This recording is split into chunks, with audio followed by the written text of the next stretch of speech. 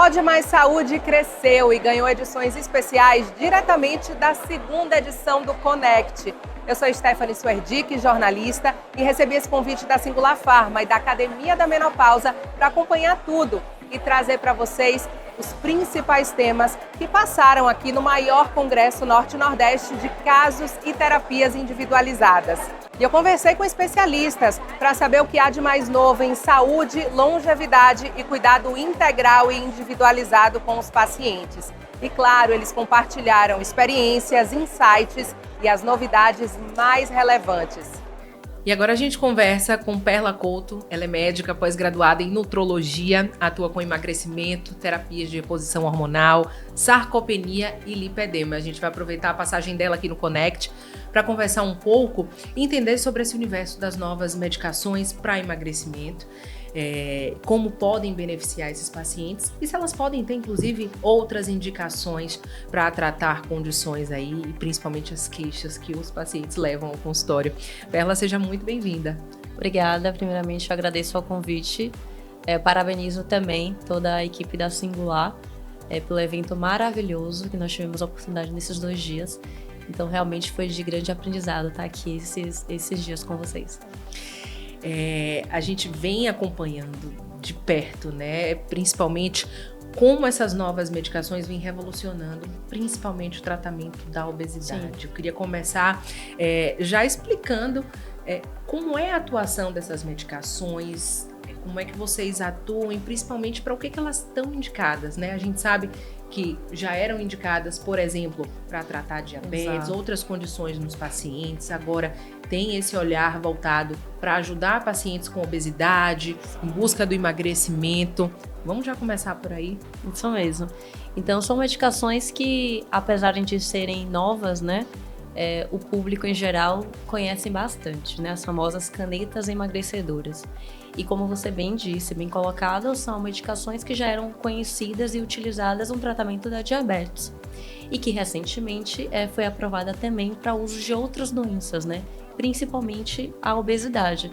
Lembrando, como eu sempre friso, a obesidade ela é uma doença crônica e por ser uma doença ela necessita de medicamentos que atuem na sua fisiopatologia, né? E aí a gente utiliza algumas canetinhas já bem mais conhecidas. O Ozempic e agora o mais recente nossa prática, o Mounjaro, né? Que é o análogo de 2 hormônios, o GLP-1 e o GIP. E juntos, quando eles têm essa ação, eles promovem um retardamento de esvaziamento do gástrico, promove saciedade, atua também lá no sistema nervoso central, diminuindo os desejos compulsivos por alimentos palatáveis, doce, carboidrato. Também atua na flora intestinal, então acaba sendo um medicamento bem eficaz no emagrecimento, mas também traz benefícios para a nossa saúde em geral. A gente já percebe hoje, e aqui no evento foi falado bastante sobre isso, a Tirzepatide do Mounjaro no uso de proteção cardiovascular, no controle também metabólico, no controle de inflamação crônica, ajudando essa desinflamação. Então, quando a gente pensa na Tirzepatide, quando a gente coloca ele em um amplo espectro, né, de efeitos sistêmicos, a gente percebe também que ele é bem aplicável em outras doenças também. Principalmente recentemente utilizado no lipedema de forma off-label, mas a gente percebe que as pacientes com lipedema estão também se beneficiando bastante dos efeitos benéficos da Tirzepatide nessa doença. Isso significa, até para a gente entender na prática, que a gente lança a mão de uma medicação que tem uma indicação específica e que vai cuidar inicialmente daquela questão que foi, mas ela acaba cuidando de outros aspectos também, ou seja, consegue regular de uma maneira mais ampla a saúde desse paciente? Exatamente, é esse o ponto. Então, apesar de ser uma droga um pouco mais recente, né, uma substância mais recente, os novos estudos mostram efeitos até mesmo neuroprotetores, né, efeitos na proteção metabólica, endócrina, hormonal. Então a gente vê a tirzepatida hoje inicialmente na obesidade, mas com o passar do tempo a gente vai acabar indicando também para outras populações, né? E claro, o Mounjaro ele está sendo bem conhecido com sua capacidade de emagrecedor, né? E dentro desse leque, a gente coloca ele como um pilar bem importante dentro da nutrologia no paciente que sofre com obesidade. Mas é como eu sempre digo, os análogos de GLP-1 e GIP, as canetinhas, elas têm indicações. Então não é todo medicamento, todo paciente que precisa emagrecer que vai necessitar do uso dessas canetinhas. E por outro lado também, a gente sempre reforça que o uso dessas canetas, se um acompanhamento médico, ele também tem riscos associados, né? Eu costumo sempre falar nas minhas redes sociais, a obesidade ela é um problema grave, mas ela pode se tornar um outro problema muito maior, que é a obesidade sarcopênica. E a tirzepatida do Mounjaro, ele infelizmente também tem esse poder de emagrecer, mas também às custas de muita massa muscular. Então, se o paciente utiliza essa medicação sem um acompanhamento adequado, ele vai perder o principal tecido protetor que nós temos, né, que é o tecido muscular. Então, é importante a gente entender suas indicações, mas também a gente ser responsáveis, né? A gente procurar um atendimento médico, um profissional responsável para utilizarmos essas medicações com segurança, mantendo a sua eficácia, mas com segurança. Ou seja, nada de se aventurar, sair por aí, comprou. Exato. A gente ouve de tudo um pouco. Exatamente. Ganhou da amiga, alguém indicou e por aí vai. Eu vou voltar até um pouquinho numa fala sua. A gente trouxe inclusive os nomes comerciais, né? A gente falou do Ozempic e do Mounjaro. O Ozempic, ele já tem uma história, né, digamos, anterior, porque ele chegou primeiro, dando aí luz, inclusive, né, a esse novo momento, se assim a gente pode dizer, do tratamento da obesidade com essas novas medicações. Agora, a gente tem um Mounjaro. No que é que eles diferem? Essa é uma dúvida que as pessoas têm, inclusive pensando naquele paciente que, por exemplo, já tenha tentado, né, um tratamento para a obesidade, né, para essa busca do emagrecimento, por exemplo, com o Ozempic, e agora vai partir para utilizar essa nova opção. Qual é a diferença entre os dois aí na prática? Isso, excelente pergunta, né?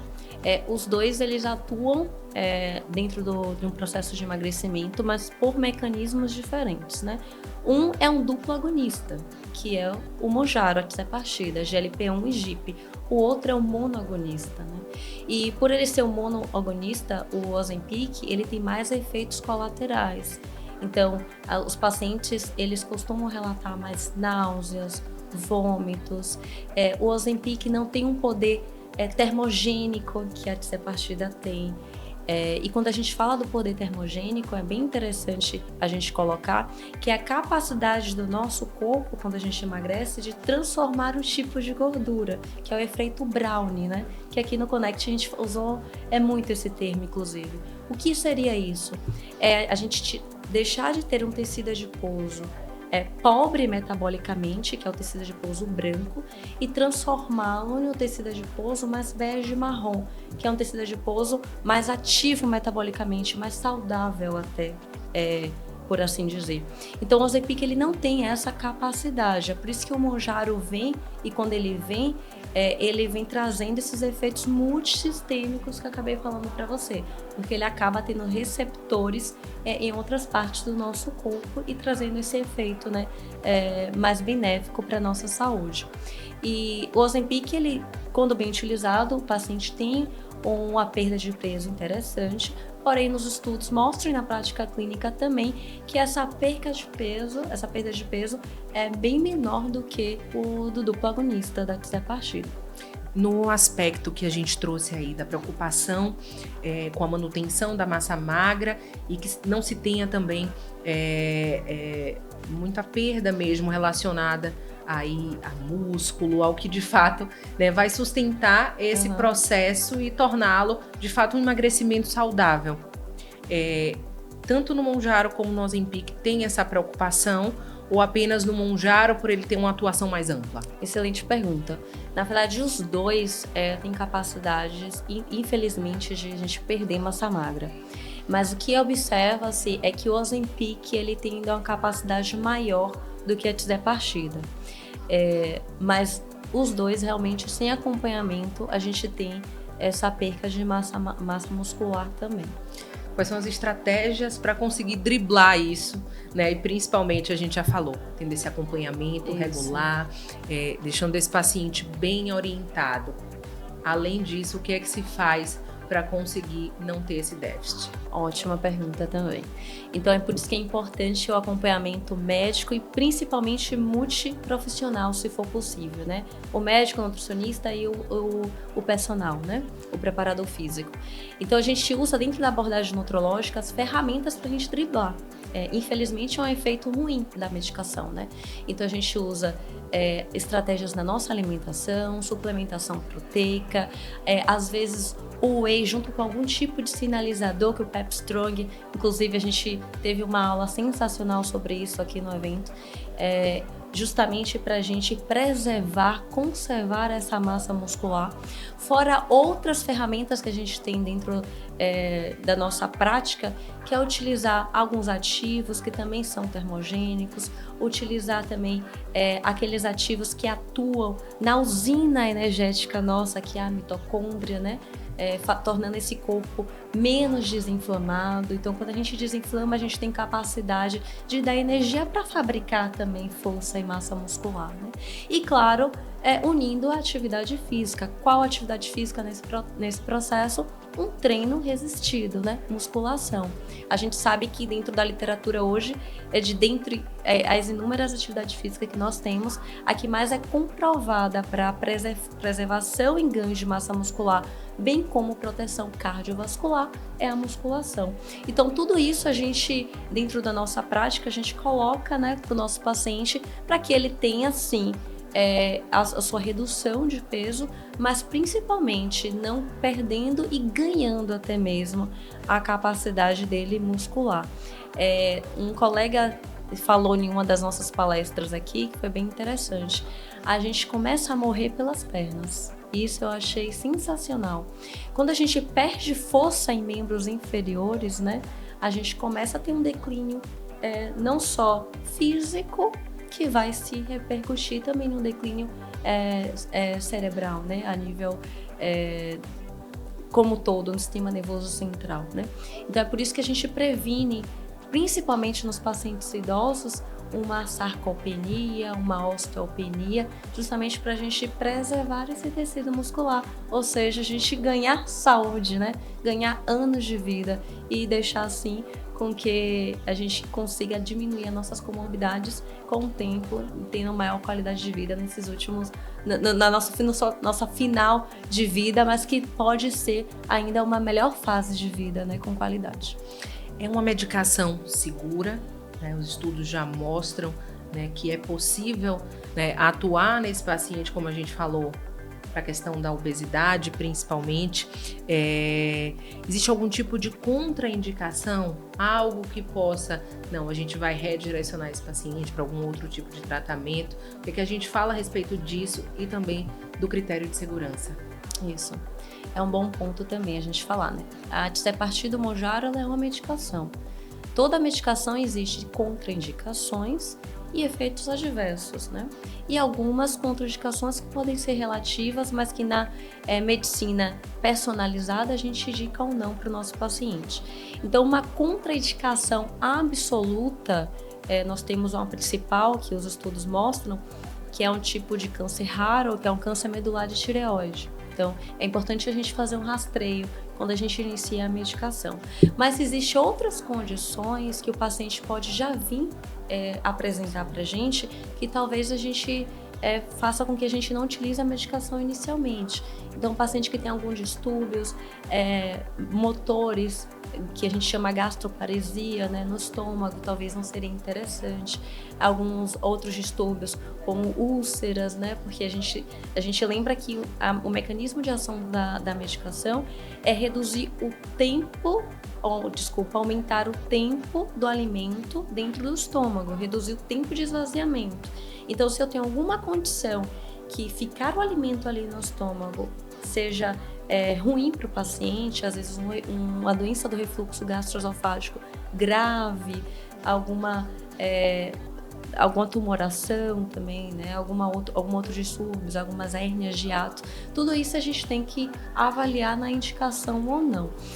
Fora aquela indicação absoluta que eu falei inicialmente, não tem uma outra tão assim restrita, mas como todo medicamento a gente tem que reservar o tempo e ver se nosso paciente realmente se beneficiaria ou não, ou causaria algum tipo de malefício, e óbvio que a gente não quer isso. O paciente chegou no objetivo dele, seja, como a gente falou aqui, cuidar da obesidade, ele chegou no peso que ele gostaria, traçou ali aquela meta, seja para outros tratamentos, como a gente trouxe aqui, diabetes, lipedema, outras condições que podem entrar aí nessa indicação. Terminou o tratamento, ou seja, vai sair de cena a medicação.